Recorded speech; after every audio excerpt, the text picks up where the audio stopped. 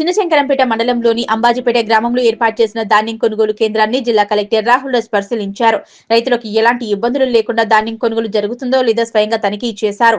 ఈ సందర్భంగా కలెక్టర్ మాట్లాడుతూ కొనుగోలు చేసిన ధాన్యానికి చెల్లింపులు వేగంగా జరగాలని, గత సంవత్సరం ఇదే నెలలో 11,865 మంది రైతుల నుంచి 68,669.640 మెట్రిక్ టన్నుల ధాన్యాన్ని కొనుగోలు చేసి 4.71 కోట్ల రూపాయలు చెల్లించగా, ప్రస్తుత సీజన్ కి ఇప్పటి వరకు 27,993 మంది రైతుల ఖాతాల నుంచి 1,19,461.560 మెట్రిక్ టన్నుల ధాన్యాన్ని కొనుగోలు చేసి 102.84 కోట్లు చెల్లింపులు జరిగాయన్నారు. రైతులకు ప్రభుత్వం మద్దతు ధర కింద ధాన్యం కొనుగోలు చేయడం జరుగుతుందని, తేమ శాతం నిర్దేశిత ప్రమాణాలకు లోబడి ఉండేలా అధికారులు జాగ్రత్తలు తీసుకోవాలని సూచించారు. అలాగే ధాన్యం తూకాలు సక్రమంగా జరుగుతున్నాయా, గోదాముల్లో నిల్వలు, గన్నీ బ్యాగులు పూర్తి స్థాయిలో ఉన్నాయా అని అధికారులను అడిగి తెలుసుకున్నారు.